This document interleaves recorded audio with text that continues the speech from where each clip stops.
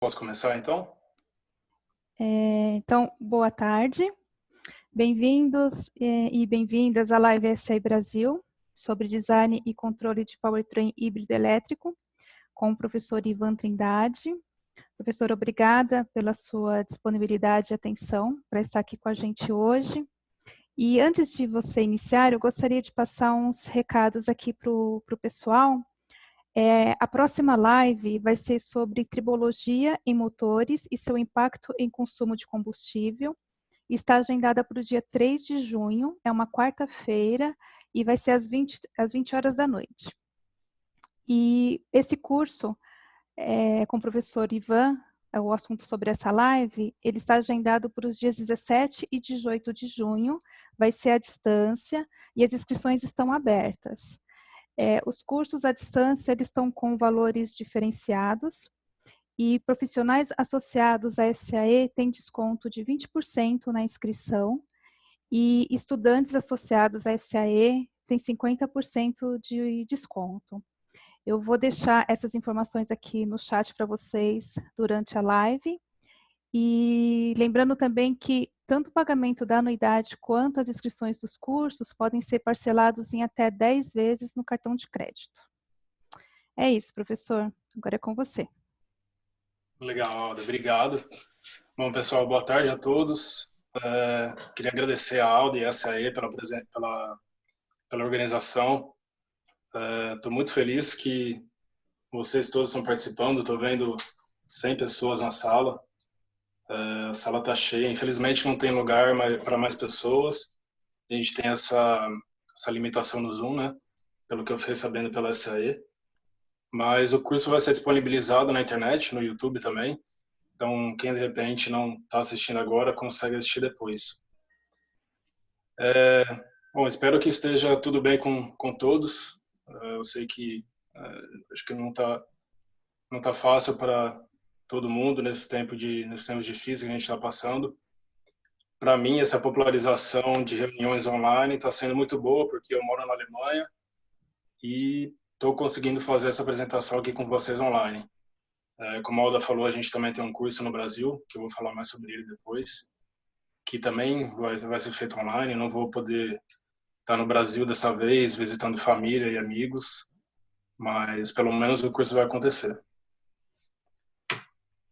Bom, pessoal, então vou começar falando um pouquinho como eu me envolvi com projeto e controle de veículos híbridos. Eu comecei a estudar veículos híbridos ainda na minha graduação, então fiz meu mestrado em veículos híbridos. Então eu sou engenheiro mecânico, me formei na Escola Politécnica da USP. Trabalhei no Brasil de 2008 até 2012, comecei na área de motores a combustão, na MWM. Trabalhei 4 anos com motores a combustão. Saí do Brasil em 2012, vim para a Europa, já fazem 8 anos que eu estou na Europa. Trabalhei na Bélgica por 4 anos. Então lá eu comecei com design conceitual de veículos híbridos, então escolhendo qual arquitetura que é mais apropriada para o sistema, como escolher potência de motor elétrico, de motor a combustão. Então toda essa parte conceitual. Passei pela área de controle, então fazendo estratégia de controle para veículos híbridos, a diminuição de consumo de combustível, para aumento de performance. Trabalhei também com calibração de veículos híbridos, sistemas híbridos. E fazem 4 anos que eu estou na VL Schrick, na Alemanha. E atualmente eu sou gerente de projetos na VL Schrick. E só para contar um pouquinho mais do meu envolvimento com o tema, eu comecei o meu mestrado em veículos híbridos, como eu falei, fiz todo o meu mestrado em estratégias para minimização de consumo de combustível em veículos híbridos. E naquela época, que foi por volta de 2010, eu achava que os veículos híbridos iriam chegar no Brasil bem cedo, ou pelo menos bem rápido. E praticamente 10 anos se passaram e até hoje a situação dos veículos híbridos no Brasil é bem pequena, vamos dizer assim. Então, eu acho que faz parte da nossa responsabilidade, eu falo responsabilidade no bom sentido, criarmos consciência da situação, né? Sabemos quais são os prós e contras dessa tecnologia, em quais situações ela pode ajudar, em qual situação ela é aplicável, em quais ela não é, para o nosso mercado brasileiro. E como profissionais da área, eu acho que a gente tem essa boa responsabilidade de passar a informação para frente. Tá? Falando mais um pouquinho do curso, como a Alda falou, vai acontecer nos dias 17 e 18 de junho. Tá? Então, a live que eu vou fazer hoje está baseada nesse curso, os tópicos são os mesmos, como eu vou mostrar mais para frente. E todas as informações estão no site da SAE. O curso já aconteceu 2 vezes, né? Já tiveram duas realizações. Tem até aqui um QR Code, se vocês quiserem ser direcionados direto para o site. E vai ser dessa vez totalmente online.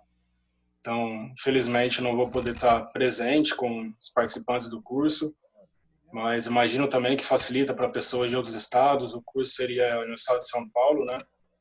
Então, imagino que para outras pessoas que moram em outros estados, pelo curso ser online, acaba facilitando. Tá bom? Pessoal, estão todos me ouvindo bem? Conexão tá legal? Áudio, vídeo? Sim, tudo tranquilo. Bacana.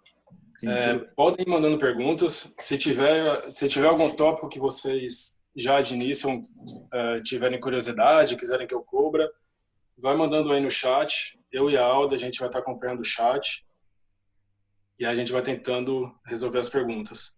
Então, o combinado é 1 hora de apresentação, mais meia hora de perguntas. Pode ser que eu passe um pouquinho do tempo, dessa 1 hora. A apresentação aqui está meio grande, tem bastante coisa para a gente conversar e debater hoje. Então pode ser que eu passe um pouquinho dessa hora, mas a gente tenta acomodar tudo. Eu vou abrir para perguntas mais ou menos no meio da apresentação também. Tá bom? Legal, pessoal. Como eu disse, aqui o conteúdo da live é basicamente o mesmo conteúdo do curso. Então eu vou começar mostrando qual que é o background, o que está envolvido por trás dos veículos híbridos. Então, falar um pouco dos drivers, dos fatores de impulsionamento da tecnologia. Então, é claro, falar de emissões, que é uma parte central para veículos híbridos, para depois entrar nos fundamentos da hibridização. Deixa eu pegar o pointer aqui. Então, para entrar nos fundamentos da hibridização, falando sobre os tipos de veículos elétricos, de veículos híbridos, até um pouco sobre elétricos, quais as arquiteturas são aplicáveis, impactos na transmissão, por exemplo. Então, parte um pouquinho mais técnica, para depois pular para o projeto e dimensionamento dos sistemas, depois um pouquinho na parte de controle, então avaliando como é que funciona a eficiência energética no powertrain. Aqui a gente não vai mais falar só de eficiência do motor a combustão, mas a eficiência do powertrain como um todo. Vou falar um pouquinho sobre técnicas de controle, como definir alguns parâmetros principais. E depois nós vamos dar uma olhada em análise de dados. E aqui eu vou apresentar para vocês dados reais de dinamômetros de chassi de veículos medidos, de veículos que já estão no mercado, medidos em ciclos de dinamômetro.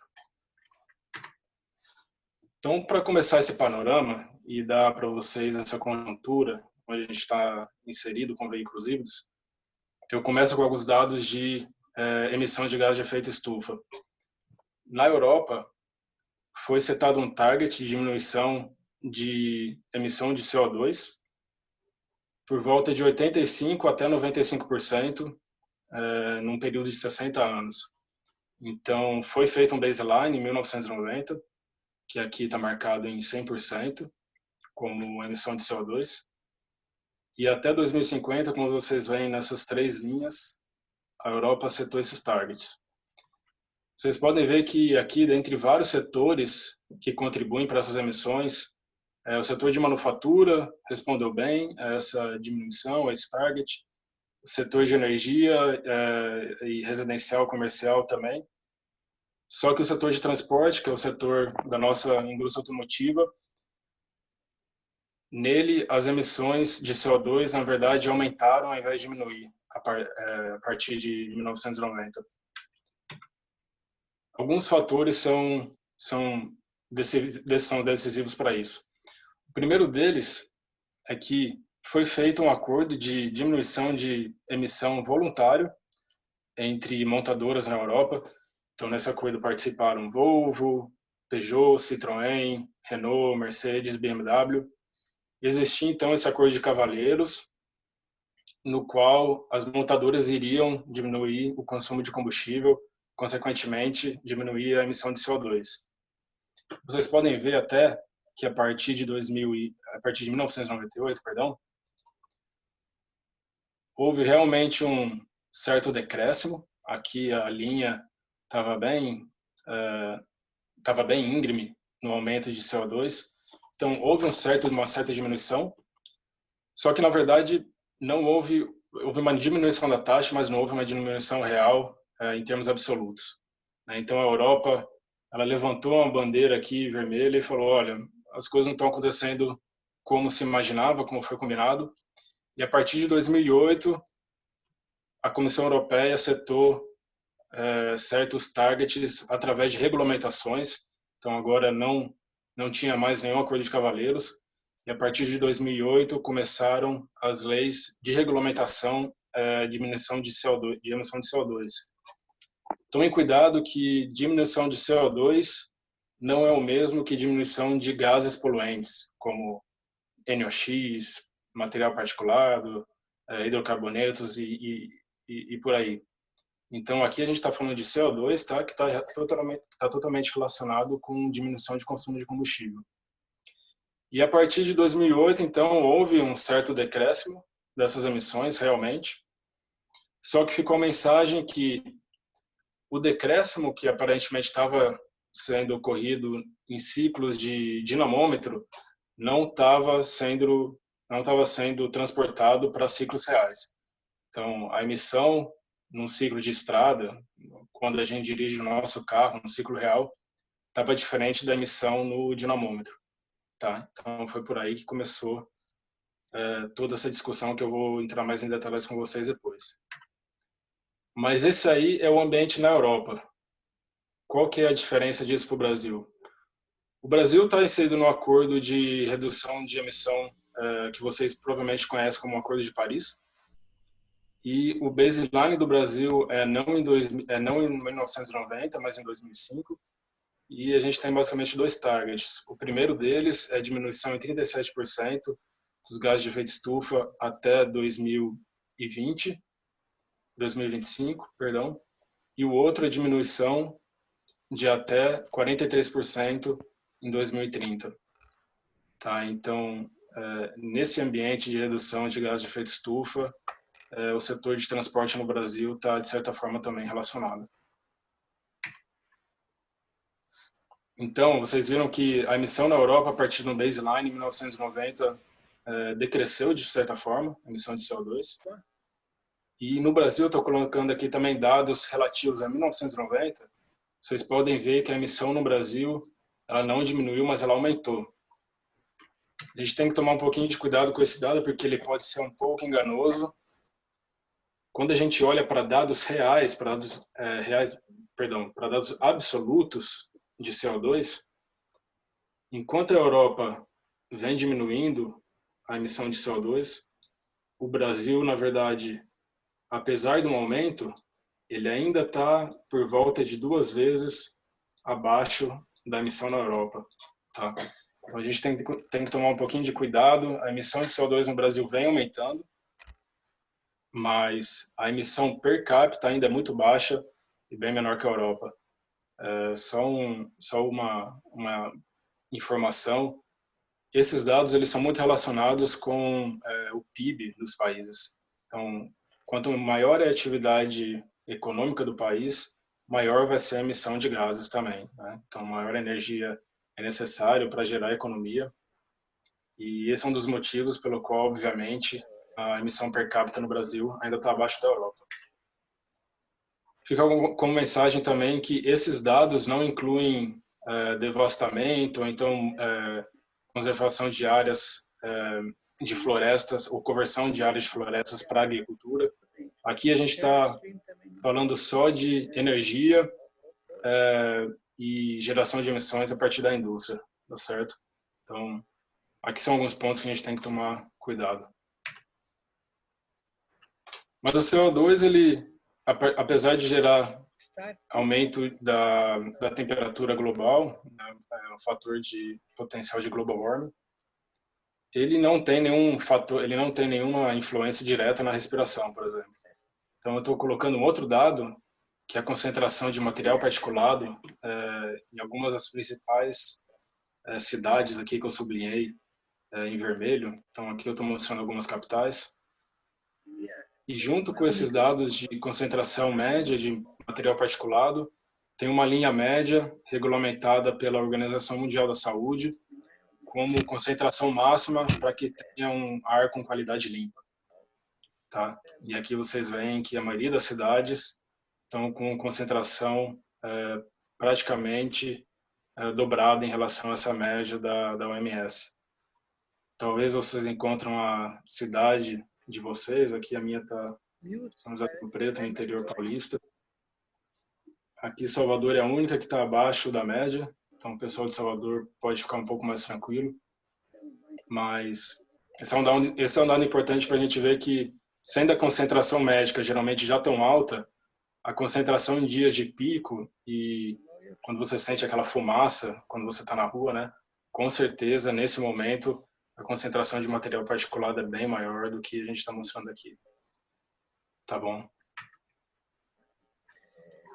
Então, devido a essas emissões de CO2, são criadas as legislações. E aqui no Brasil, nós temos nós temos o Rota 2030.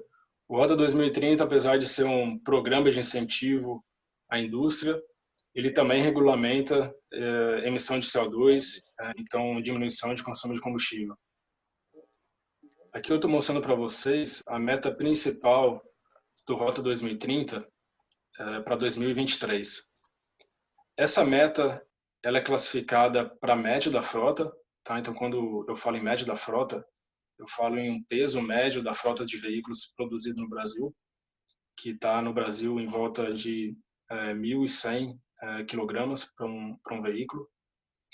E o Rota 2030 tem uma meta de consumo energético em termos de megajoule por quilograma. Vocês vão ver que é um pouquinho confuso, alguns países usam uma meta energética com megajoule, outras com litros de combustível, outras com gramas de CO2, mas todas elas estão interligadas e estão relacionadas. Então, no Brasil, a gente tem um pênalti, uma penalidade para quem não consegue atingir esse target, e tem também um incentivo em redução de IPI, caso a montadora consiga diminuir a emissão de combustível, o consumo de combustível abaixo desse target. Legal? E aí percebam um outro ponto importante. A gente tem essa linha aqui, a partir da média da frota, então a partir da meta principal do Rota 2030, que é uma linha inclinada, e ela está relacionada ao quanto eu posso emitir acima da meta, conforme o peso do veículo aumenta, e também o quanto eu posso emitir abaixo da média, conforme o peso do veículo abaixa. Tá? E a inclinação dessa meta também é fator de discussão. Então, imagina se eu tenho uma reta muito inclinada, vindo aqui para cima, é muito mais fácil para um veículo mais pesado atingir essa meta. E, é claro, muito mais difícil para um veículo mais leve atingir essa meta. Então, são todos esses pontos que existe debate hoje em dia e que a gente tem que também prestar atenção quando a gente for falar de veículos híbridos. Pessoal, como eu falei, diferentes países usam diferentes metas, alguns em CO2, outros em termos energéticos, outros em termos de combustível, mas eu queria mostrar para vocês um panorama, não só do Brasil, mas mundial, de onde cada país está posicionado em relação à diminuição de consumo de combustível. Eu tenho esse gráfico, é um gráfico feito pelo IPCC em parceria com a AVL. Ele mostra dados históricos de consumo de combustível para vários países diferentes e também metas futuras. Então, tudo que está pontilhado a partir dessa linha são metas futuras, tá? Como eu falei, a gente pode relacionar diretamente CO2 com consumo de combustível, tá? Então, para qualquer combustível tem uma relação direta entre eles. Então, por isso que eu consigo traçar esses vetores aqui de correlação. Alguns pontos importantes. Essas metas estão normalizadas para o ciclo NEDC, tá? Então, que é esse ciclo aqui da Europa, eu vou falar mais sobre ele depois. Estão também normalizadas para a gasolina, para carros de passeio e para a média da frota. Então, lembra quando eu falei que a média do Brasil está mais ou menos em 1.100 quilogramas? Na Europa, os veículos são geralmente mais pesados, e nos Estados Unidos, onde SUV, picape são muito mais populares do que no Brasil, a média de peso da frota é maior ainda. Então, para esses países, atingir uma meta igual ao do Brasil é proporcionalmente mais difícil, né? Porque o veículo lá é bem mais pesado. Então, o que é interessante aqui vamos olhar para esses países que estão abaixo da curva aqui. Eu estou falando de Japão, essa primeira curva, Europa, aqui em azul, e Índia também. Então, percebam que o Japão, por exemplo, já atingiu as metas de 2018 já em 2013, 2014. Ele conseguiu abaixar as metas, ele conseguiu abaixar a emissão de CO2. No Japão, a utilização de veículos híbridos é bem alta, tá? Por volta de 30% da média total de vendas de veículos no país todo. E a Europa também está correndo bem próximo de metas abaixo do que os outros países. E aqui no Brasil, a gente está aqui. A gente está por volta de 130, 140 gramas de CO2 por quilômetro. Então, tentem se acostumar também com esses números. Talvez não é muito intuitivo no começo. A Europa está indo agora para 95 gramas de CO2 por quilômetro. E ela tem a meta mais forte de todos, com 59 gramas de CO2 por quilômetro em 2030. Tá? Então, esses gráficos são gráficos que mostram estatísticas reais dos países, tá? E metas já anunciadas para eles no futuro. Legal? Vocês podem ver que o Brasil ele tá meio que na média aqui, né? Apesar de o peso do veículo no Brasil ser bem pequeno, ele está numa média onde vários outros países aqui estão embolados. E percebam também que as metas do Inovar Alto, agora Rota 2030, elas não estão diminuindo numa taxa tão íngreme no futuro. Então, aqui para 2023, o Brasil é um dos países que tem uma meta de combustível, um dos que tem a meta mais baixa em relação aos outros. Bom, pessoal, seguindo, eu falei para vocês sobre o aumento do consumo de combustível em ciclos reais em relação a ciclos de laboratório, certo? Então, eu tenho um estudo aqui que foi feito com várias empresas e vários institutos de pesquisa na Europa, e eles avaliaram o aumento de consumo de combustível, como eu falei, nas ruas, em ciclos reais, em relação ao laboratório. Então, eles mediram vários veículos diferentes, com medição instantânea on-board no veículo, e nesse gráfico eu tenho os resultados desses testes em termos de quantas vezes a emissão na rua, no ciclo real, é maior do que no laboratório. Então, vocês veem que no começo, em 2000, esse aumento estava em torno de 10% e cresceu até 45% agora em 2015. Isso quer dizer o quê? Quer dizer que um veículo real, um veículo que a gente dirige na rua, em 2015, ele emite em média 1,5 vezes a mais do que um veículo no laboratório. Então, de uma forma bem coloquial, aquela meta ou aquele resultado de consumo de combustível que a gente vê no site da montadora, ele é ultrapassado em 1,5 vezes, uma vez que a gente coloca esse veículo na rua. Então, lembram que naquele gráfico que eu tinha mostrado anteriormente, mesmo com a implementação de legislações a partir de 2008, né, saindo dessa fase voluntária de diminuição de consumo de combustível das montadoras. Mesmo as regulamentações não foram suficientes para diminuir o consumo de combustível. Essa parte de CO2, agora eu vou para um outro lado, falando de NOx, né, outro elemento controlado em testes em dinamômetro.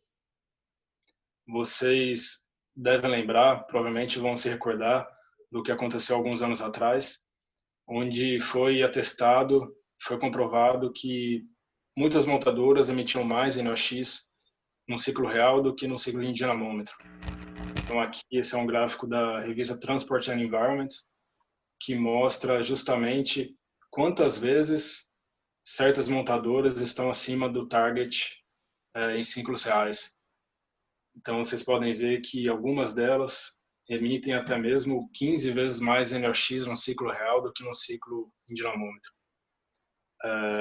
A Volkswagen, na verdade, está aqui embaixo, né, com a menor discrepância em ciclos reais em relação ao dinamômetro. Vocês devem lembrar, né? Isso aqui ficou conhecido como Dieselgate, foi esse escândalo aí das emissões. A parte do CO2 que eu falei no começo não ficou tão famosa, vamos dizer assim, mas chamem como quiser, podem chamar de CO2 Gate, mas o fato é que existem dois lados aí desse escândalo. Um lado de aumento de consumo de combustível, que impacta diretamente o cliente, né? Nós que compramos um veículo, que somos mais onerados com gastos de consumo de combustível, com gastos em combustível. E teve esse outro lado também do Dieselgate. Legal?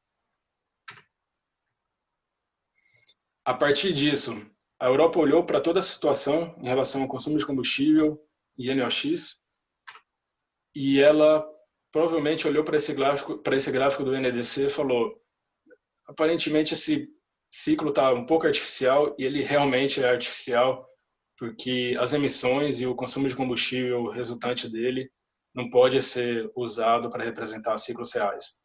Então ela falou: vamos criar um ciclo novo.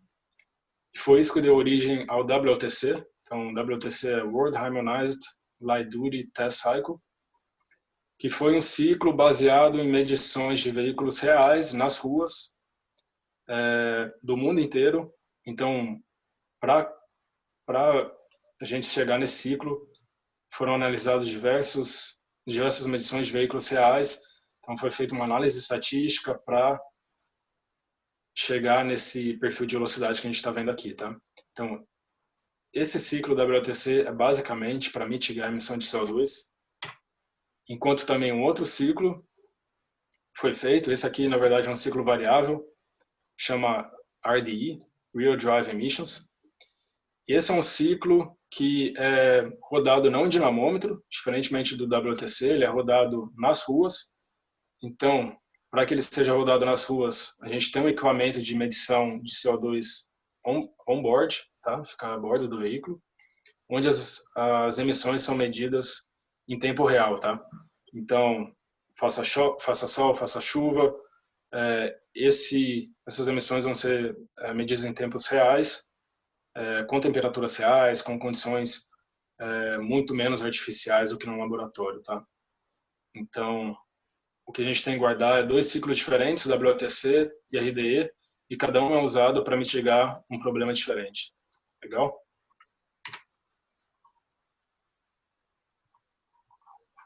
Vamos lá, pessoal. Estou vendo que está chegando umas perguntas.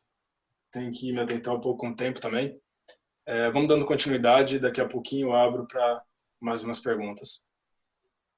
Então, quando nós falamos em veículos híbridos, dado toda essa conjuntura de CO2, de diminuição de consumo de combustível, a gente pode elencar esses como os objetivos principais de um veículo híbrido. Então, diminuir consumo, diminuir a emissão de poluentes, e é claro, se eu estou adicionando um motor elétrico, uma bateria no meu veículo, eu também quero ter a possibilidade de aumentar a performance desse veículo. Só que percebam que esses três objetivos principais, eles chegam num único objetivo fundamental, que é melhorar a eficiência do motor a combustão interna no ciclo, tá? Então, é como se a gente tivesse um problema que fosse o motor a combustão interna, né? Então, vou montar aqui um problema entre aspas. Tudo corre ao redor de melhorar essa eficiência, tá? Então, comece a perceber que eu não posso deixar o motor a combustão interna de lado no veículo híbrido. Muita gente foca muito na bateria, no motor elétrico, mas o motor a combustão é um dos componentes principais, se não for o principal do veículo híbrido. Baseado nisso, eu tenho aqui alguns princípios fundamentais para veículos híbridos elétricos. Então, eu sei que eu tenho que aumentar a eficiência do motor a combustão interna. Como eu posso fazer isso? Um dos meios é usar a energia grátis antes perdida na frenagem do veículo. Então, vou poder regenerar toda essa energia de frenagem. Usando essa energia de frenagem, eu vou poder operar o veículo no modo elétrico, quando o motor a combustão interna estiver desligado, por exemplo. Exatamente, eu vou poder desligar o motor a combustão quando ele está parado num sinal, ou então em eventos de frenagem eu também vou poder desligar esse motor a combustão. Aqui a gente está falando de start-stop, que não é só relacionado a veículos híbridos, mas também é usado em veículos híbridos, então a gente tem que mencionar. E o que eu quero fazer também é eletrificar os meus sistemas auxiliares. Por que isso é tão importante? Se eu tenho um compressor de ar-condicionado sendo ligado, porque eu estou com uma temperatura muito alta, então imagina que eu estou a 35 graus com o meu ar-condicionado ligado. Se eu não eletrificar essa bomba de ar-condicionado, eu não vou poder fazer start-stop, tá? Então, se eu não posso fazer start-stop, eu não vou conseguir reduzir o consumo de combustível. Da mesma forma que eu posso eletrificar uma bomba d'água e colocar ela para operar em pontos de operação mais eficientes, tá? Então, as funções híbridas aqui, quando a gente fala de modo elétrico, recuperação, elas são extremamente importantes. A gente não pode esquecer também da eletrificação de sistemas auxiliares. Legal. E é para a gente entrar um pouco mais na parte técnica, agora saindo desses princípios, então falando mais sobre arquiteturas de veículos híbridos, tem uma sopa de letrinhas aqui que vocês têm que ficar acostumados. Eu acho que o veículo híbrido que é mais conhecido aí no mundo é o veículo híbrido não plug-in, tá? Que ele não é recarregado na tomada. E a gente conhece ele em inglês como full hybrid, ou então HEV, Hybrid Electric Vehicle. A gente chama ele de veículo full, tá? Esse veículo full, ele tem uma bateria, claro, mas geralmente é uma bateria pequena de alta tensão, tá? Então, muitas vezes aí acima de 250 volts, podendo chegar até 400 volts. Eu tenho também o plug-in, que é quase a mesma versão do full hybrid, mas conectado na tomada. Tá? Então esse é o veículo plug-in, como a gente conhece. E aqui a bateria dele, falando aqui um pouco mais da parte mais básica de arquitetura, a bateria dele ela não vai ser tão pequena quanto a bateria do veículo híbrido, do full hybrid. Aqui eu tenho basicamente um buffer, tá? Não tenho uma bateria muito grande, mas o veículo plug-in eu quero uma bateria grande para eu poder ter uma autonomia de 20, 30, 50 km por hora. Então isso aqui já é uma diferença bem grande. Esse veículo plug-in ele já vai ser bem mais pesado do que o full hybrid. Tem o veículo elétrico, que aqui é claro, obviamente não existe motor a combustão. E eu tenho um outro veículo mais novo, híbrido, que é o mild hybrid, tá? Que é o veículo leve ou MHEV. Esse híbrido ele geralmente tem uma bateria menor ainda do que o irmão dele, o full hybrid. Ele tem uma bateria de 48 volts. Tá? Então aqui a gente sempre está falando de baixa tensão. Na área automotiva, baixa tensão é tudo que está relacionado a menos de 60 volts. Tá? Então, mild hybrid, baixa tensão, full hybrid, alta tensão. E aqui uma definição bem rapidinha. Quando a gente olha o gráfico de SLC, que é o gráfico do estado de carga da bateria, tá? Então, qual que é a carga remanescente na bateria? Quando a gente fala de charge depleting, a gente fala desse estado de carga caindo, e aqui é uma região onde eu não tenho consumo de combustível, ou seja, o motor a combustão está desligado. Nessa situação, eu posso operar com um veículo elétrico normal, posso operar também com um veículo plug-in. O veículo plug-in, ele também pode operar em modo charge sustaining, tá? Então, segurando a carga da bateria num certo patamar. Enquanto que os full hybrids e os mild hybrids, eles só vão trabalhar em termos de charge sustaining. Então, é claro, eles não são recarregados pela tomada, então eles não vão poder trabalhar nesse gráfico aqui, nessa parte aqui da esquerda, charge depleting. E aí, para entrar um pouco na parte energética de veículos híbridos, eu vou tomar como exemplo aqui o Onix, Chevrolet Onix do Brasil. Eu vou mostrar algumas simulações, alguns dados para esse veículo. Então, primeiro eu estou falando de veículo convencional. Vamos entender como o veículo convencional funciona, como a energia está sendo distribuída nesse veículo, como está a eficiência energética lá, para a gente entrar mais nas diferenças de veículos elétricos e veículos híbridos. Então aqui eu tenho o ciclo da legislação brasileira, o FTP 75, que é o mesmo da norma NBR 6601. A partir desse ciclo, eu tiro um traço de sinal de torque na roda, tá? Então aqui eu tenho torque na roda em relação ao tempo, tá? Então daqui para cá eu basicamente uso dinâmica veicular, como eu estou mostrando nesse diagrama de corpo livre, para deduzir esses dados. E eu também posso plotar esses dados de torque em função da velocidade, tá? E aí eu tenho todos esses pontos de operação que eu vejo também ainda na roda em relação à velocidade do veículo. Tá bom. Só que, Ivan, eu quero chegar, eu quero sair da roda, então depois da transmissão, eu quero vir para antes da transmissão. Então eu quero ver como os pontos estão se comportando no eixo do virabrequim, no eixo do motor a combustão. Então, para isso eu tenho um mapa de marcha. Tá, esse é um mapa de marcha que é programado numa transição, numa TCU, um Transmission Control Unit, né, numa unidade de controle de transmissão. E é o mesmo também que está programado na nossa cabeça. Então, imagina que eu estou trafegando a 70 km por hora nesse ponto. Eu tenho, de repente, uma subida de rampa, eu tenho que pisar no acelerador. O que eu faço intuitivamente, eu saio da sexta marcha, aumento o torque, então aqui eu estou aumentando o torque nessa direção, e vou aqui para uma marcha menor. Tá? Então, de primeira, esse gráfico aqui pode ser um pouco complicado, mas a verdade é o que todo mundo tem intuitivo na cabeça e é o que uma unidade de controle de transmissão também tem programado. Então eu saio do nível da roda mais uma vez, vou para o nível do motor a combustão. Então aqui eu tenho torque no motor a combustão, rotação no motor a combustão. E finalmente tenho os pontos de operação no motor.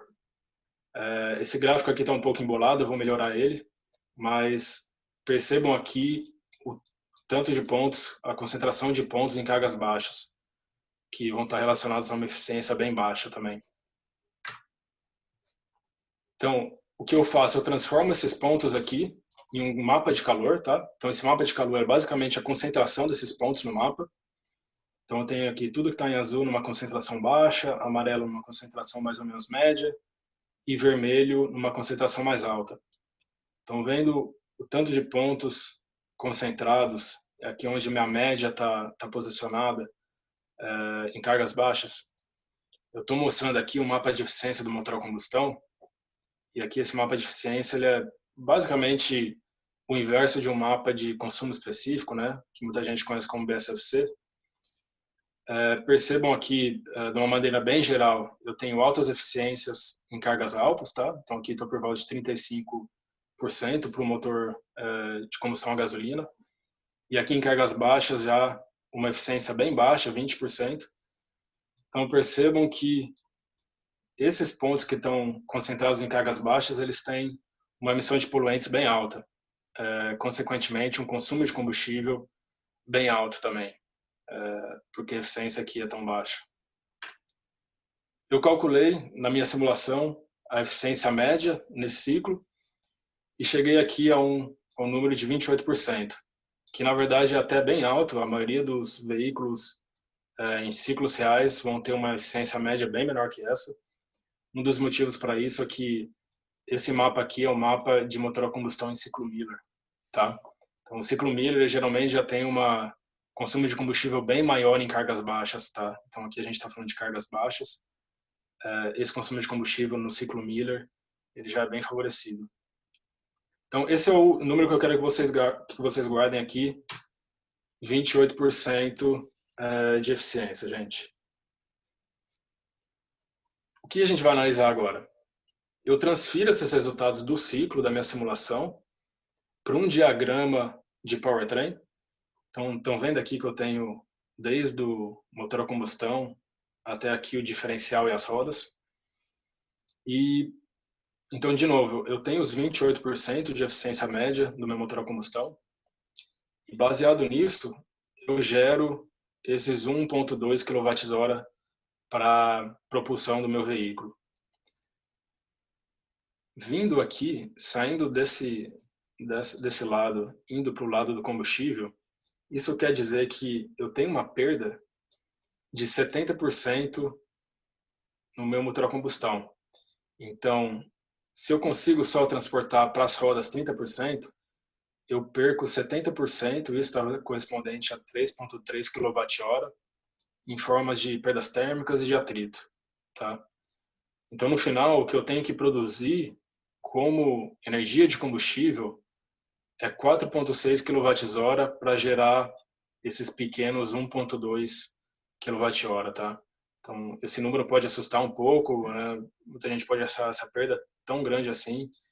Na verdade, geralmente ela é até maior, né? Como eu falei, a eficiência média do motor a combustão é geralmente até menor do que isso. Então, eu tenho perdas também para sistemas auxiliares, então aqui para fornecer energia para unidades de controle, para fornecer energia para uma bomba compressor de ar-condicionado, tenho perdas na transmissão de mais ou menos 10%. E o que chega na roda para mim é basicamente perdido ou consumido para vencer resistência ao rolamento, resistência aerodinâmica e resistência de frenagem. Na verdade, ou energia de frenagem, né? Alguém pode me perguntar, Ivan, onde está a energia para acelerar o veículo? Toda energia que eu uso para acelerar o veículo, eventualmente ela é perdida em termos de rolamento, resistência aerodinâmica, ou então quando eu freio o veículo. Então, essa energia de aceleração ela está embutida aqui, viu, gente? E aí, como eu falei, cada percentual de energia aqui nesse lado, então depois do motor a combustão interna, vejam que corresponde a 3.6 vezes a energia no lado do combustível, tá? Então, para qualquer quilowatt-hora que eu consigo ganhar, por exemplo, reduzindo resistência aerodinâmica, arrasto aerodinâmico, eu ganho 3.6 vezes essa diminuição em termos de diminuição de consumo de combustível, tá? Então, percebam que toda redução aqui é muito bem-vinda para o lado do combustível. E o que eu faço é, então, expandir esses resultados agora não para um veículo convencional, como a gente estava vendo, mas para um veículo elétrico. E aí eu chego num outro diagrama de energia, de distribuição de energia. E aqui o primeiro ponto principal é a eficiência do motor elétrico, que na minha simulação é de em torno de 85%, que é um valor bem representativo. Então, alguns motores elétricos conseguem eficiências médias de até mais de 85%, por volta de 90% no ciclo. As perdas aqui, obviamente, são muito menores do que no motor a combustão. Percebam também que eu uso os mesmos 1.2 kWh na propulsão. Então, esses números aqui não mudaram. Legal. Mas o principal, depois da eficiência do motor elétrico, é que eu consigo agora recuperar essa energia de frenagem, que antes estava sendo desperdiçada. Então, eu tenho basicamente 0,5 kWh, que representam quase a metade de toda a energia gasta no movimento do veículo. Então, eu consigo recuperar no veículo elétrico quase metade da energia que eu usei na propulsão. E, mais uma vez, eu vou ter perdas no freio mecânico, que ele vai estar sendo atuado pelo menos um pouco, na maioria das vezes. Então, eu vou transferindo essa energia do nível da roda de volta até a bateria. Então, passando pelo motor elétrico, até de novo entrar na bateria. E aí eu tenho que, no final, mesmo com todas as perdas no meu sistema, eu consigo ainda recuperar 25% do total de energia que eu utilizaria no ciclo, tá? Então, eu só preciso fornecer, a partir da bateria, 75% de energia. Então, eu tenho duas reduções principais aqui. A primeira é o aumento, né, na eficiência do motor elétrico, reduzindo a perda de consumo de combustível. E o outro é a regeneração, tá? Então, quando a gente compara o consumo médio de energia no motor a combustão e o consumo médio em um veículo elétrico, ele vai ser basicamente, vai ter uma relação basicamente de 4:1. Isso quer dizer que um veículo elétrico consome 4 vezes menos do que um veículo a combustão normal? Sim, a maioria deles consome por volta de 4 a 3 vezes menos energia do que um veículo normal. Ivan, isso aí é o mesmo que diminuir a emissão de CO2? Nem tanto. A gente está falando aqui de níveis energéticos.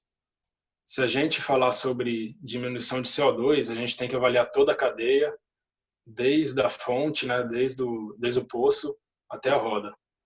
Então, muitos veículos, muitos países não têm uma fonte de energia tão... Perdão, gente, perdi meu vídeo aqui. Acho que agora voltou. Então, muitos países não têm fontes de energia tão renováveis quanto o Brasil. E, por isso, a emissão de CO2 para esses casos vai ser bem maior. Tá legal? Pessoal, como é que tá aí? Já estou vendo que tem bastante pergunta. Eu vou deixar as perguntas um pouquinho mais para o final. E eu acho que a gente vai acabar indo até 1h10 de apresentação, mais ou menos. Então, mas podem deixar que a gente vai voltar nas perguntas ainda. Então, depois a gente viu toda essa parte de eficiência energética, falei um pouquinho sobre poça, roda, as diferenças principais entre motor a combustão, entre um veículo convencional com motor a combustão e um veículo elétrico.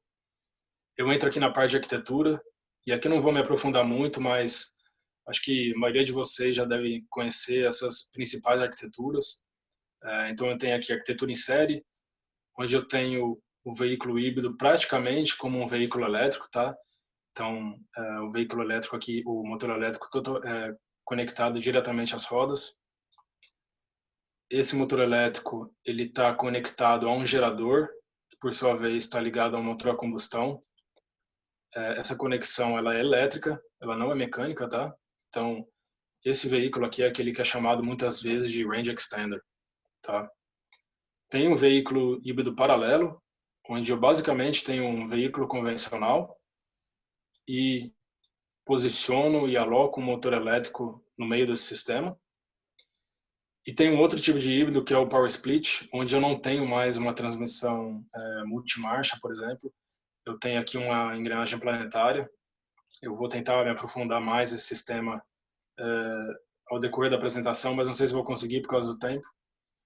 E eu tenho todos esses componentes conectados solidariamente uns com os outros. Então aqui não existe embreagem, não existe nenhuma desconexão, nenhum elemento de desconexão entre eles, tá? Mas dentro dessas arquiteturas eu também tenho subarquiteturas. Então dentro da arquitetura paralela, eu tenho algumas subarquiteturas, tá? Eu vou mostrar duas aqui para vocês. A arquitetura P0, e aqui eu tenho basicamente um BSG, tá? Um Belt Starter Generator, que está ligado com o motor a combustão através da correia. Então esse aqui é basicamente um sistema com alternador. Não tem nenhuma diferença conceitual de um veículo convencional com um alternador. Mas esse motor aqui vai ser um motor de alta tensão, que pode fazer recuperação de energia, diferentemente de um alternador, né? Que tem um nível de recuperação bem baixo. Só que esse veículo, por exemplo, não pode operar em modo elétrico, né? Se ele pudesse operar em modo elétrico, teoricamente ele poderia, ele teria que arrastar todo o atrito do motor nessa operação. Então, isso em termos energéticos é muito ruim. A frenagem regenerativa dele é bem penalizada, porque ele tem todo esse arrasto de novo do motor a combustão, então ele não consegue recuperar muita energia. Só que por ele não precisar de nenhuma modificação ou de quase nenhuma modificação no powertrain base, ele tem um custo bem baixo de implementação. Então essa é a principal vantagem dele. E no outro extremo eu tenho a arquitetura P2. E a arquitetura P2, gente, é quando eu tenho uma embreagem, de desconexão. Geralmente eu chamo ela de C0, o clutch, né, clutch zero. Essa embreagem de desconexão está entre o motor a combustão e a transmissão. Então aqui eu já posso operar esse veículo no modo elétrico. O potencial de economia de combustível dele vai ser bem maior, porque eu posso desconectar o motor a combustão e recuperar a energia de frenagem que não está sujeita ao atrito do motor. Só que o custo de implementação dele também vai ser bem maior. Então eu vou precisar de modificação no packaging do veículo, eu vou precisar onerar esse sistema com uma embreagem adicional e por aí vai. Então quando a gente fala de P0, a gente está falando de mais ou menos 10% de economia de combustível. Quando a gente fala de P2, de mais ou menos 25%. Tá? Só para vocês terem uma ideia aí. Então, para cada objetivo de projeto, né, para cada restrição de projeto, requerimentos de mercado diferentes, eu vou ter uma solução diferente. Eu tenho também, para falar aqui, quem gosta mais de transmissão, o pessoal aí que trabalha com transmissão, que está assistindo, eu tenho também uma subarquitetura, uma variação dentro da arquitetura P2, que é quando eu utilizo uma DCT, tá? Então uma transmissão de dupla embreagem, uma dual clutch. Aqui eu estou mostrando o diagrama dessa transmissão. Então eu tenho aqui as duas embreagens, tá? Então a embreagem do eixo ímpar e do eixo par. Ao invés de adicionar uma embreagem no sistema, aquela C0 que eu falei para vocês, essa aqui, eu posso acoplar o motor elétrico diretamente num dos eixos da transmissão, tá? Num dos eixos das árvores.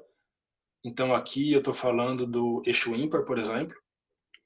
E o motor elétrico, ele vai fazer a tração sempre a partir das marchas ímpares, seja a partir da primeira, da terceira ou da quinta. Mas aí ele não consegue transmitir tração com as marchas pares. Exato, ele não consegue. Mas como é que acontece, Ivan? Se o meu motor a combustão está fornecendo potência a partir do eixo verde, tá? A partir do eixo par, eu consigo ter tração com o motor elétrico também? Consigo.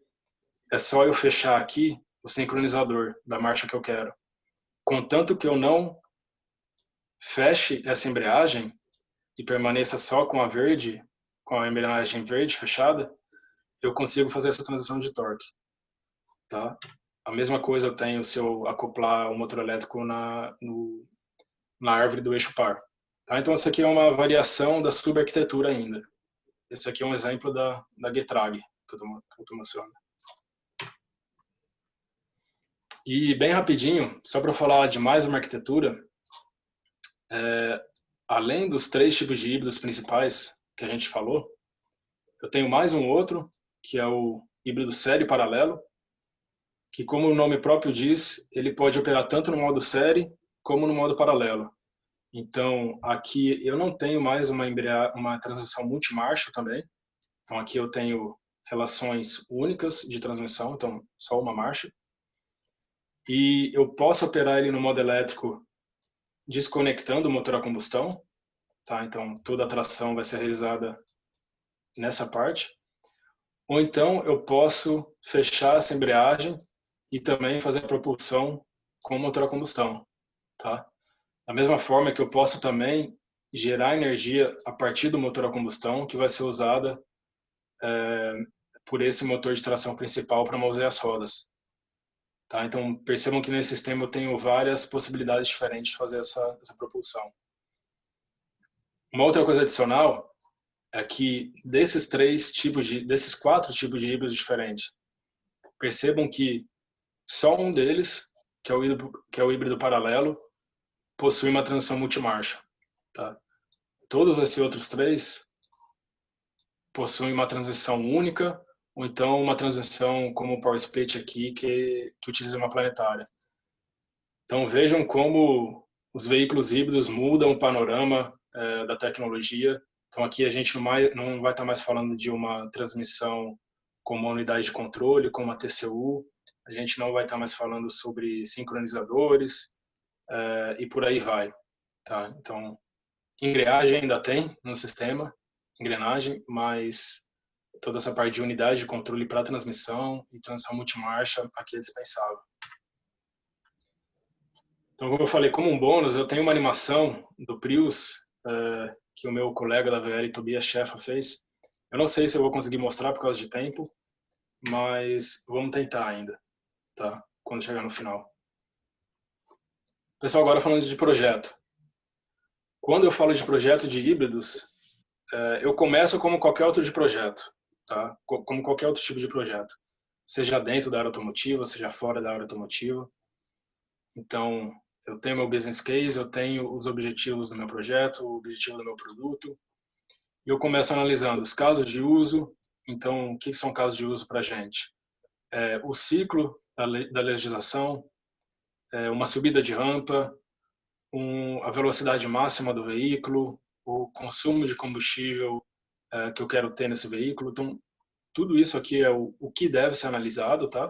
São os casos de uso. Para cada um deles, eu tenho que setar metas. Então, setar uma meta para consumo de combustível, uma meta para 0 a 100 km em termos de tempo. Essas metas vão me dar requerimentos, tá? Que vão ser usados no projeto.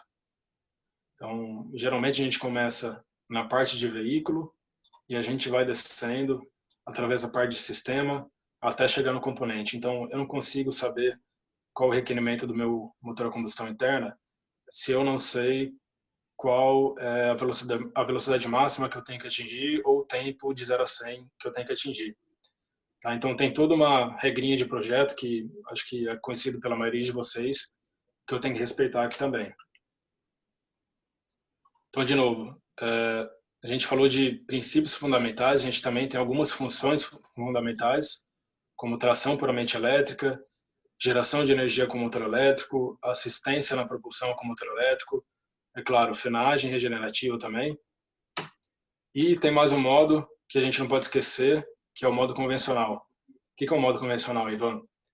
É o modo de operação onde o motor elétrico não tem nenhuma função, o motor elétrico está praticamente em marcha lenta, vamos dizer assim, não está transmitindo potência, e toda a propulsão é feita pelo motor a combustão interna. Tá? Então o veículo, mesmo sendo híbrido, opera como um veículo convencional, certo? Sem nenhuma assistência da bateria. Isso é um modo muito importante que eu vou mostrar para vocês daqui a pouquinho. Então, bem rapidinho, quando a gente fala de modo de geração de energia, o que é esse modo de geração de energia, Ivan? Imagina que eu tenho um ponto de operação aqui no mapa de eficiência de um veículo convencional. E ele está aqui, de novo, em cargas baixas, eficiências baixas. O que eu quero fazer nesse modo é basicamente aumentar a carga no motor a combustão, tá?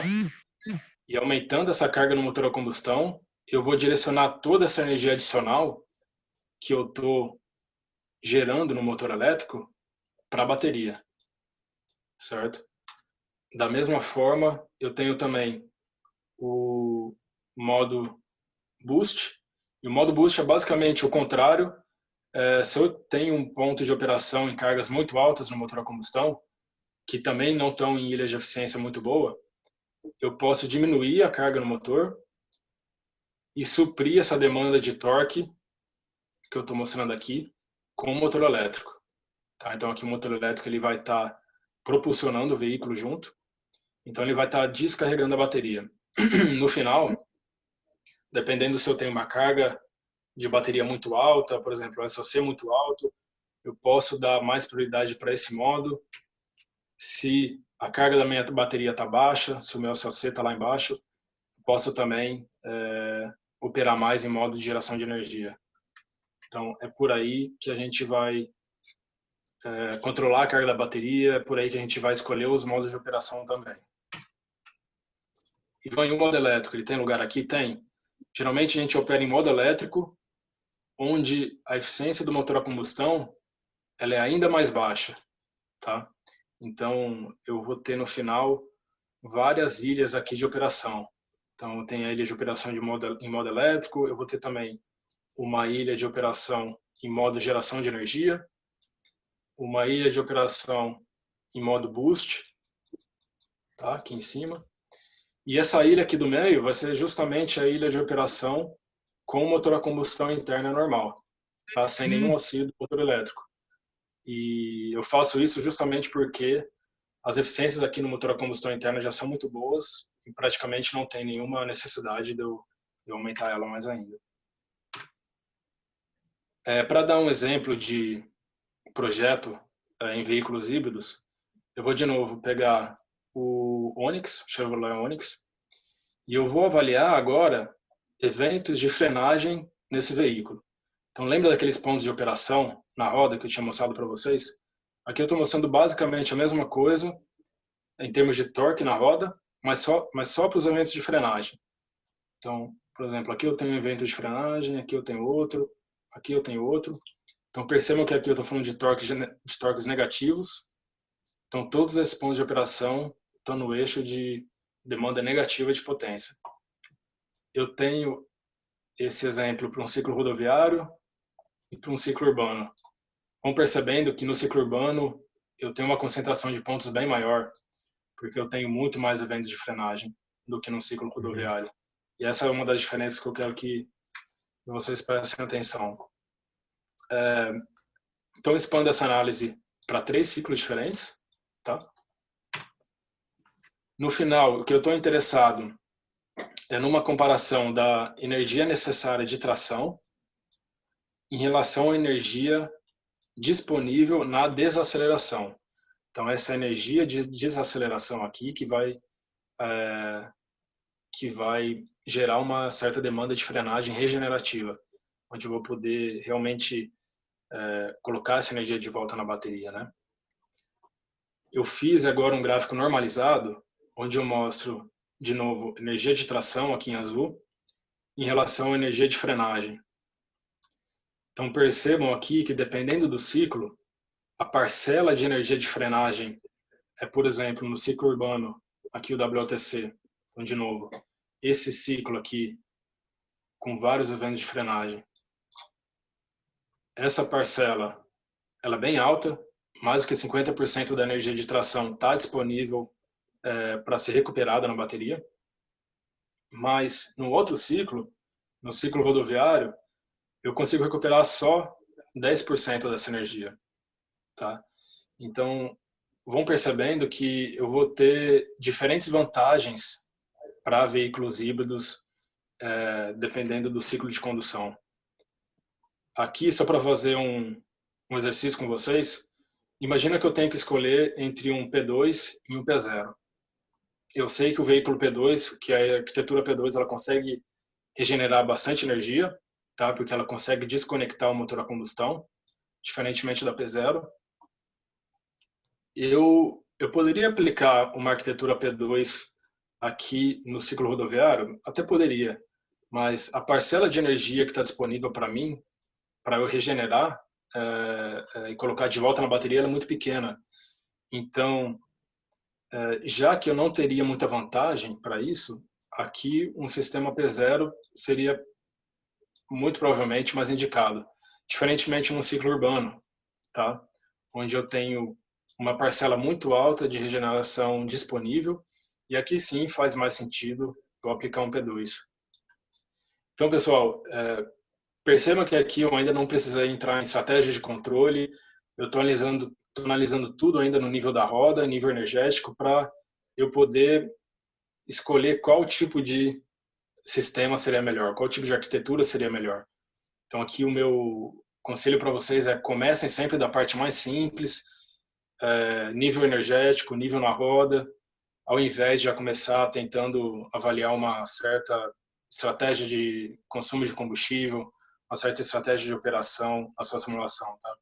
No curso eu falo um pouco mais sobre como avaliar esses parâmetros também para escolher entre uma arquitetura séria, uma arquitetura paralelo, entre outras arquiteturas, baseado também não só em frenagem regenerativa, mas como em demanda de potência média no ciclo, que isso vai acarretar numa escolha de arquitetura bem específica, dependendo do ciclo, assim como a gente vê aqui para a parte de frenagem. Estou mais ou menos com 5 minutos, né? Acho que eu estou estourando aqui o meu tempo. A próxima parte aqui é a parte de controle. Eu vou passar alguns slides para chegar numa análise mais direta para vocês. Eu quero aqui fazer mais um exercício com vocês, pessoal. Eu faço aqui um corte no mapa de BSFC do motor, tá? Então, eu faço esse corte nesse mapa, que é o mesmo mapa de consumo de combustível, e eu olho esse corte aqui numa rotação física, numa rotação fixa, que nem eu estou vendo aqui na direita, tá? Quando eu faço esse corte no mapa de eficiência, lembra que eu falei que aqui em cargas bem baixas, agora eu estou olhando o torque do motor, tá? Então, eficiência, o BSFC em relação ao torque do motor. Lembram que a gente viu que a eficiência do motor é bem baixa em cargas baixas, ou seja, o BSFC é bem alto, e conforme eu vou aumentando a carga no motor a combustão interna, a eficiência do veículo vai melhorando e o BSFC vai diminuindo. Então, essa parte aqui que eu estou mostrando em vermelho é basicamente onde eu não quero operar, tá? Seja com o veículo convencional, seja com o veículo híbrido. Então, quando a gente fala de modo geração de energia, aumentar a carga no motor elétrico, eu estou basicamente fugindo dessa área vermelha e estou tentando entrar em áreas aqui de eficiência bem maior, onde o meu consumo de combustível é bem menor, tá? Então, de uma maneira geral, conforme eu vou mudando o meu ponto de operação aqui, desse C1, que é o ponto de operação convencional, para ponto de operação em modo híbrido, aqui eu estou com vários pontos diferentes, com várias possibilidades diferentes, eu vou também tendo ganho de eficiência proporcionalmente maior, tá? Então percebam aqui que eu estou basicamente diminuindo o meu BSFC em 3 vezes quando eu saio aqui do ponto C1 e vou para o ponto H3, tá? Isso aqui é uma análise, não é tão básica, tá? Mas só quero exemplificar para vocês que o aumento na eficiência é muito grande, tá? É realmente muito grande quando a gente faz esse load point moving, esse deslocamento no ponto de operação, nos pontos de operação do motor. E no final, eu chego num gráfico. Então, de novo, BSFC do motor. Baseado nessa análise, eu consigo setar, ou eu consigo calcular qual que é a eficiência no modo elétrico de operação, qual a eficiência no modo híbrido de geração de energia, no modo convencional e no modo boost. E o interessante dessa análise é que eu consigo determinar quais são os thresholds, quais são esses thresholds para a operação de cada modo. Então é daqui que eu vou começar a falar, eu vou operar em modo elétrico até 10 kW. A partir de então eu vou mudar para modo de geração de energia, ou então a partir de 100 kW eu vou sair de modo convencional e ir para modo boost. Tá? E é assim que a gente vai construindo as estratégias de controle, conhecendo esses thresholds, conhecendo esses modos de operação. E agora rapidinho, só para ver um pouquinho sobre a análise de dados, só fazer um disclaimer aqui no começo. Os dados que eu vou mostrar para vocês não são provenientes de mim mesmo. Todos esses dados que eu vou mostrar estão disponíveis pelo laboratório Argonne dos Estados Unidos. Tá? Então eles têm uma base de dinamômetros aqui, esse Downloadable Dynamometer Database, onde vocês podem ter acesso a todos esses dados. É uma base bem legal que eu aconselho aí quem tem interesse dar uma olhada. A gente vai ver um pouquinho sobre dados em dinamômetro de um veículo P2. Então esse aqui é o Volkswagen Jetta, tá? É um P2, é um híbrido full hybrid, não plug-in. E o que eu acho que sempre vale a pena começar é, de novo, avaliando aqueles pontos de operação que eu mostrei para vocês na roda ainda, E aqui, de uma maneira bem simples, eu consigo diferenciar esses pontos de operação a partir do modo proveniente deles. Então, eu consigo saber o que vem do modo elétrico, o que vem do modo geração de energia, o que vem do modo boost, o que vem de recuperação. Então, vamos dar uma olhada aqui. Primeira informação importante, vocês percebam que toda essa área em operação em modo elétrico, ela está basicamente abaixo de 10 kW de threshold de potência. Estão vendo aqui, ó, a minha linha de 10 kW? Isso aqui é um gráfico de torque na roda, de novo. Então aqui eu já consigo meio que fazer uma análise de engenharia reversa e saber, esse veículo ele está operando nesse modo sempre abaixo de 10 kW, né? Essa aí que é a estratégia de controle que está programada. E também sempre abaixo de 20 km por hora. E por aí vai. E eu consigo fazer a mesma análise para esses outros modos de operação. Um dado que vale muito a pena vocês começarem com ele também é o dado de SOC. Então, o SOC ele é a variável de estado do sistema. Então, a partir do SOC, eu consigo saber praticamente como o veículo está operando. Tá? Talvez agora não é muito intuitivo para vocês. Então, sempre avaliem muito bem qual que é o traço do SOC no ciclo. E é interessante também ver algumas linhas. Eu tenho aqui linhas de potência. Tá? Então, aqui eu estou mostrando potência para vários componentes diferentes. Então, eu tenho a bateria aqui em verde, eu tenho o motor a combustão em vermelho, eu tenho o dinamômetro, que na verdade é a demanda do ciclo, em preto. Então, percebam que o veículo ele começa a acelerar. Aqui eu tenho a velocidade em modo elétrico, então aqui eu tenho a potência da bateria aumentando, e de repente tem um evento onde o motor a combustão é ligado. Aqui eu tenho a velocidade do motor a combustão. E percebam que para isso eu tenho um aumento da potência na bateria, um aumento instantâneo na potência da bateria, ou seja, essa potência para ligação do motor a combustão que está acontecendo aqui. Tem vários dados interessantes, não dá para entrar muito em detalhes, mas aqui na parte regenerativa também, percebam que o motor elétrico está regenerando basicamente toda a energia aqui em preto demandada pelo ciclo. E por assim vocês conseguem construir a análise de vocês nesses dados de dinamômetro. Pessoal, eu estou com 1h03 aqui no relógio. Mais uma informação aqui rapidinho. Quando vocês forem analisar ciclos também, de novo, procurem pensar na energia. Então, vocês conseguem integrar toda a potência que foi utilizada no ciclo, também integrar a potência em diferentes modos, no modo elétrico, no modo de geração de energia, no modo de frenagem regenerativa. Procurem comparar elas entre si. Então, perceber, por exemplo, qual o montante de energia de desaceleração que eu tenho em relação à energia de tração disponível, qual a energia de regeneração que eu consigo armazenar baseado no total de desaceleração disponível, qual também a energia que foi utilizada no modo elétrico. Então, aqui estão vendo, aproximadamente 40% da energia de tração foi proveniente do modo elétrico. Tá, se essa energia veio do modo elétrico, eu tive que recarregar a bateria de uma certa maneira. Então, para recarregar a bateria, eu usei basicamente dois modos. O modo de geração de energia e de regeneração, né, de energia de frenagem.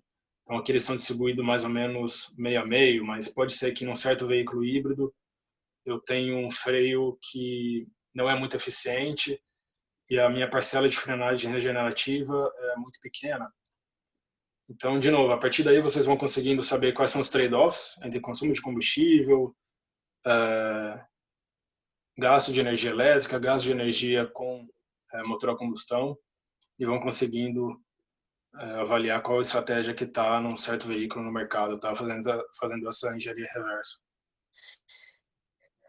Pessoal, era isso que eu queria passar para vocês. Passei um pouco do tempo, a gente ficou só com metade do tempo disponível para perguntas. Estou vendo que tem bastante perguntas aqui no chat. Não sei se o pessoal quer ligar a câmera, quer ligar o áudio para fazer perguntas. Alda, você conseguiu... Eu não consegui ler todas as perguntas, não sei se tem alguma mais que a gente deve focar primeiro, como a gente deve fazer.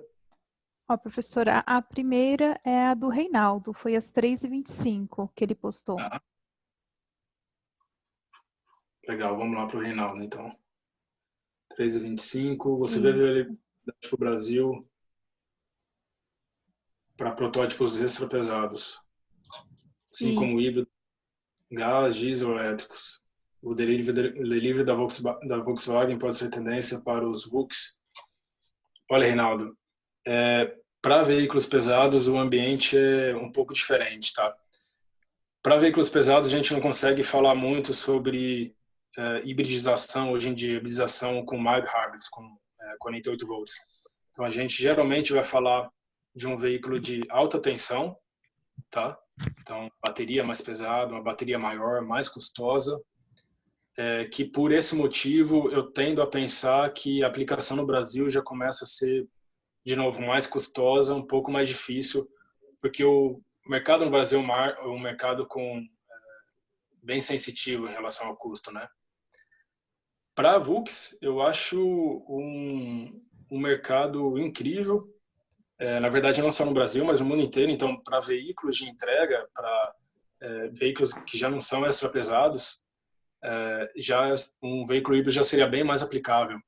E aí a gente também não está falando só mais de um veículo híbrido de alta tensão, mas também de tensão menor, 48 volts também seria aplicável, porque ali a economia de combustível na cidade, com um ciclo de anda-para, muita frenagem regenerativa, já seria bem mais aplicada para esse tipo de veículo, tá? Então, para os VUCs eu acho uma aplicação bem mais viável.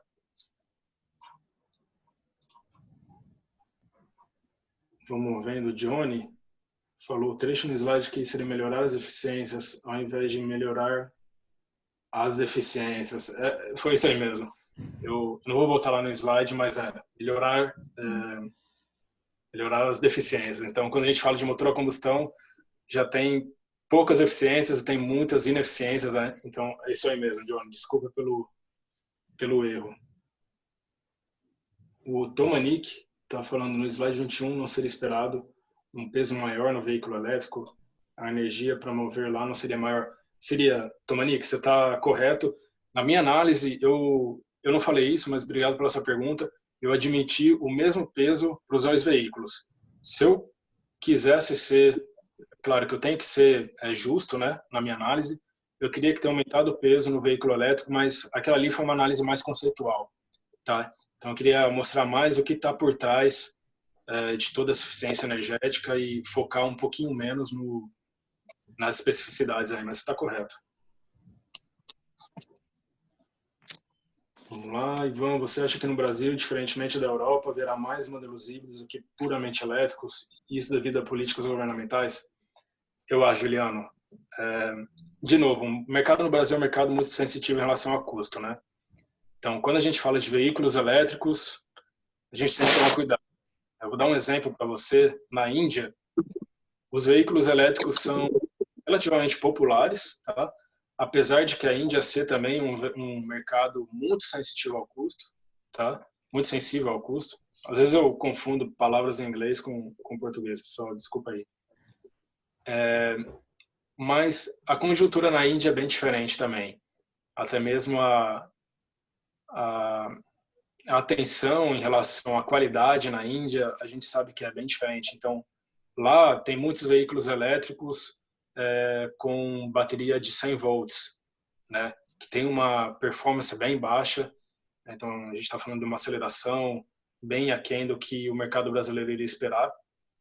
Na Índia também tem muito daqueles tuk-tuks, né? Aqueles veículos de 3 rodas, que também muitos deles são eletrificados, mas enfim, a potência é muito baixa. Então, no Brasil, eu acho que a parte mais viável é com híbridos 48 volts, né, que tem um consumo de combustível menor, que já são mais adaptados para a legislação brasileira, que não é tão stringente em relação ao consumo de combustível, e é um sistema bem mais barato do que um sistema de alta tensão, né? Então, é isso que eu consigo ver para o mercado brasileiro. Mais uma pergunta. Pessoal, espero que esteja ok de tempo para todo mundo. Então, vamos lá. Qual a visão que você tem aí na Europa do futuro dos híbridos em relação ao crescimento e viabilização dos elétricos? A complexidade do híbrido muito maior, o número de componentes, até que se pague diante da redução do custo dos elétricos. Então, Roberto, essa aí é uma pergunta interessante também. No meu curso da SAE, eu mostro justamente esse trade-off entre custo da bateria, custo de desenvolvimento de um veículo puramente elétrico e de um veículo puramente convencional, né, com motor a combustão. E nos próximos anos é esperado um break-even, né, quando o custo dos elétricos vai estar abaixo do custo dos veículos a combustão. Tem vários fatores incluídos aí nessa história. Primeiro, né, veículo a combustão, ele está longe de estar morto ou tá sendo substituído em alta escala. Até mesmo veículos a diesel, hoje em dia eles estão alcançando emissões quase zero, né, com um sistema de aftertreatment bem carregado. Então, eu acho que a situação pode mudar muito daqui para frente. Tem um gráfico que eu queria mostrar, mas não consegui. Eu acho que vai totalmente de acordo com a sua pergunta, que é onde eu dou um panorama de mercado dos híbridos. Deixa eu achar ele rapidinho. Aqui. Deve estar aparecendo agora. Então aqui eu mostro uma tendência de mercado. Então várias empresas, várias instituições fazem pesquisa de mercado hoje em dia. E cada uma delas tem, é claro, um resultado diferente, né? Porque ninguém tem a bola de cristal para prever o que vai acontecer. Mas o panorama é de que os híbridos, os mild hybrids, os MHEVs, você vê aqui que eles estão tomando espaço dos híbridos full hybrids, tá? Então, hoje em dia a gente tem um share no mercado bem pequeno de veículos híbridos leves, então mild hybrids. O share hoje em dia é bem maior de full hybrids, mas no futuro, como uma solução de menor custo, que também consegue uma eficiência de combustível boa, a gente espera que os mild hybrids, que são 48 volts, vão tomar espaço desses full hybrids, tá? E aí a penetração dos veículos elétricos vai estar muito relacionada a incentivo governamental, assim como ela está relacionada hoje. Então, de acordo com o país que você olha, a variação nos incentivos governamentais muda diretamente o share no mercado desses veículos híbridos e elétricos. Então, um exemplo que eu posso citar para você é na Holanda, onde o incentivo governamental para veículos plug-ins era muito alto. Então, a venda de plug-ins era muito alta. No entanto, o governo começou a notar que os motoristas, os compradores, eles não recarregavam o plug-in na tomada, tá? Então, eles dirigiam o veículo como um full hybrid normal, com a bateria descarregada, em charge sustaining, porque para eles a economia no custo já estava boa, suficiente. Eles não queriam mais, eles não tinham muito interesse em economizar custo mais ainda, utilizando a energia da rede. E aí o governo então tirou esses benefícios dos plugins e deixou o benefício só para veículos elétricos. E o que aconteceu foi que logo depois a venda de veículo plug-in caiu abruptamente. Então está tudo muito relacionado ainda a incentivo governamental por causa ainda do custo muito alto da tecnologia híbrida. Essa aí é a conjuntura que a gente está inserido não só na Europa, mas como no mundo todo ainda.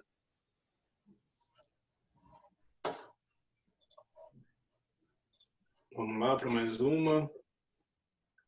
O Joel está perguntando o que seria mais eficiente, um híbrido flex, um híbrido puramente etanol ou puramente gasolina? Joel, o etanol ele consegue uma eficiência energética maior do que o da gasolina, certo? Dependendo da tecnologia. A eficiência no veículo híbrido, ela vai ser virtualmente independente se eu estou falando de um etanol ou de um veículo a gasolina, tá? Salvo algumas especificidades bem pequenas. Então, o que você pode pensar, assim, que adicionando um híbrido, adicionando um P2, por exemplo, no seu sistema, ele vai te dar um delta em redução de consumo de combustível. E esse delta, ele vai ser basicamente o mesmo para veículos a etanol ou para gasolina, tá? Então, aí a especificidade do combustível eu não vejo como um fator muito determinante nessa melhoria. Mais um, vamos lá. Os estudos apresentados são baseados em automóveis. O mesmo raciocínio de economia, energia regenerativa vale para veículos comerciais, caminhão e ônibus. Eu acho que está relacionado basicamente com a outra pergunta. José Augusto, ele pode ser, o mesmo pensamento ele pode ser expandido, só que a gente vai estar falando, por exemplo, se você está falando de um veículo plug-in, carro de passeio, que tem uma autonomia em modo elétrico de 30 quilômetros. Se a gente for aplicar isso para um caminhão, né, para a gente ter uma autonomia considerável no caminhão, a bateria que a gente vai ter que colocar, né, a energia na bateria desse caminhão, ela vai ter que ser muito grande, né, para conseguir ter uma autonomia proporcional de um veículo pesado, por exemplo, de 100, 200 quilômetros. Então, o mesmo raciocínio é totalmente compartilhado entre essas aplicações diferentes, mas o resultado vai ser bem diferente, tá? Então, basicamente, assim, falando de veículos pesados, eu já não falaria mais de plug-in, tá? Eu daria bastante foco em eletrificação de sistemas auxiliares, então eletrificação de uma bomba de combustível, uma bomba d'água, eletrificação de condicionamento de cabine, então de ar-condicionado, de aquecimento de cabine de caminhão, porque são todos parâmetros são todos esses fatores que a gente sabe que num veículo pesado são muito determinantes para a economia de combustível e eu conseguiria com um sistema híbrido uma redução bem grande, tá? Então a gente tem que tomar cuidado com as especificidades.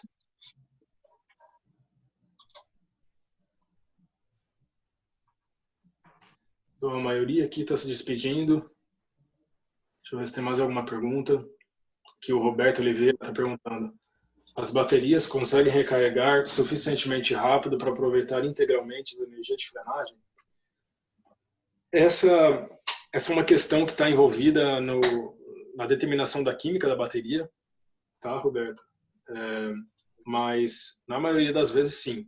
Então, na maioria das vezes, se eu consigo dimensionar o meu veículo híbrido e a minha bateria para dar conta da energia de tração, ele muito provavelmente ele vai conseguir dar conta da energia de frenagem, apesar de que você pode pensar, mas na frenagem eu tenho geralmente frenagem muito mais abruptas e acelerações negativas muito maiores do que uma aceleração na tração. Só que essas desacelerações que são muito altas, elas acontecem num espaço de tempo muito pequeno.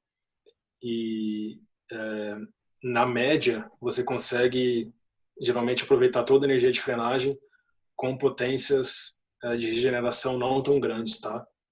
Então, geralmente consegue sim. As baterias são, no mercado, conseguem fazer toda essa recuperação que você mencionou aí. Mais uma aqui, viabilidade na hibridização de sistemas biodiesel elétrico, considerando o aumento de NOx para biodiesel. Maurício, você me fez lembrar de uma coisa que eu não mencionei, que eu esqueci, desculpa aí por não ter mencionado, pessoal, que foi, tem uma grande vantagem dos veículos híbridos também, quando eu falo de tratamentos de gás de escape. Então, hoje em dia, eu tenho sistema híbrido com compressor elétrico para aumentar o fluxo de EGR no motor, então, consequentemente, diminuindo o NX. E também sistema híbrido com um e-catalyst, que é um catalisador elétrico, usado para aquecer o sistema de escape e para, na fase justamente de cold start do motor, eu tenho uma emissão de NOx bem menor. Então, Em alguns casos eu consigo chegar a emissão quase zero de NOx. Então eu vejo viabilidade sim, e até mesmo para biodiesel, relacionado nesse sentido aí que eu falei. Alda, a gente está com 1h30, posso continuar aqui nas perguntas? Vamos só mais essa, professora? Acho que é do Fernando agora, né? Pelo Fernando. Vamos lá. Como você vê as estratégias atuais para a melhoria de eficiência dos veículos elétricos? Elas, no seu ponto de vista, realmente contribuem para a evolução e implementação dos veículos elétricos em substituição ao de combustão?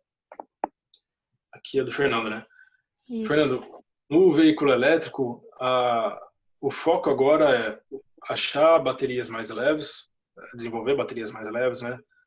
Com químicas que possibilitam fazer essa diminuição de peso. E tem uma outra tendência também, que é usar motores elétricos em alta velocidade. Por que motores elétricos em alta velocidade? Porque você consegue, por uma velocidade maior, diminuir o torque do motor elétrico, atingindo a mesma potência. Quando você diminui o torque do motor elétrico, você também consegue diminuir o número de ímãs permanentes no seu motor, se a gente estiver falando de um motor de ímã permanente. Então, isso possibilita um motor elétrico mais leve, mas melhor do que isso, possibilita um motor elétrico muito mais barato, porque o custo do ímã permanente é bem alto. Tá? Então, eu vejo a melhora na eficiência energética de veículos híbridos nesse sentido, de veículos elétricos, perdão, nesse sentido, e conforme a gente consegue maior eficiência no veículo elétrico, menor peso no veículo elétrico e menor custo, aí eles começam a ter mais e mais uma vantagem bem forte em relação a veículos convencionais. Aquele break-even point que eu mencionei, ele vai chegar cada vez mais rápido para esse tipo de tecnologia.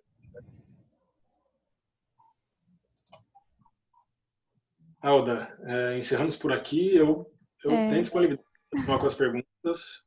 Fico a critério da Tem bastante perguntas ainda, professor, mas infelizmente a gente pede a compreensão de todos, mas a gente precisa encerrar. Já passou um pouquinho, está passando um pouquinho já do horário estimado. Tá legal. Será que a gente consegue fazer um screenshot com o vídeo de todo mundo? Pedir para o pessoal ligar o vídeo? Isso. Vamos lá? Então, pessoal, já estou vendo que tem vários com vídeo ligado. Vamos todo mundo ligar aí, se for possível. A gente faz um screenshot, de repente dá para você mandar por e-mail.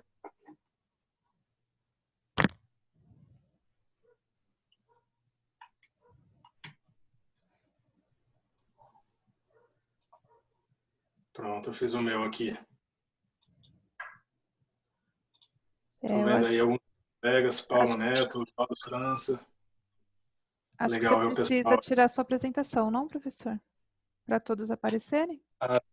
Aqui o meu Zoom, ele tem geralmente duas câmeras.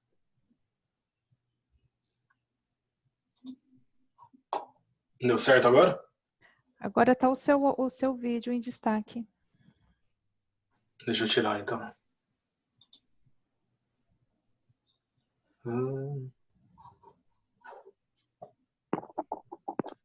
Deixa eu ver se eu consigo tirar outra. Certeza, Alda? Eu acho que eu já tirei do destaque.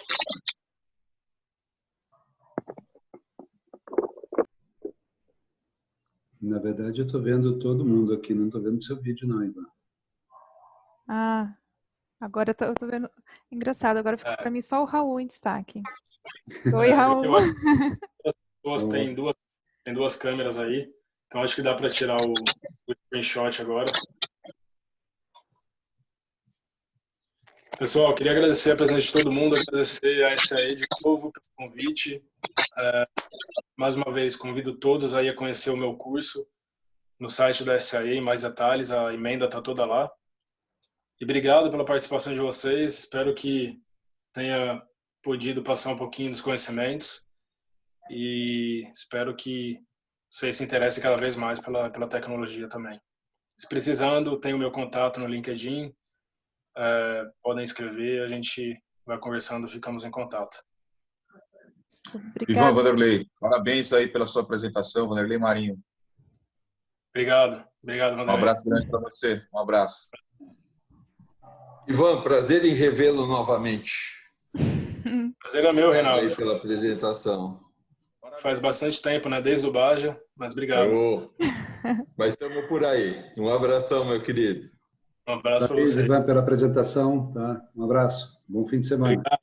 Obrigado, Obrigada, Raul. gente. Obrigada a todos pela participação. Desculpa não dar para responder todas as perguntas, mas a gente espera se ver aí, então, no curso. Obrigado, Alda. Obrigado, Aldinha. Bom final de semana. Obrigado, meninos. Obrigada, professor.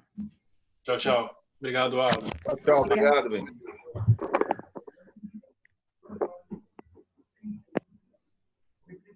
Acabou.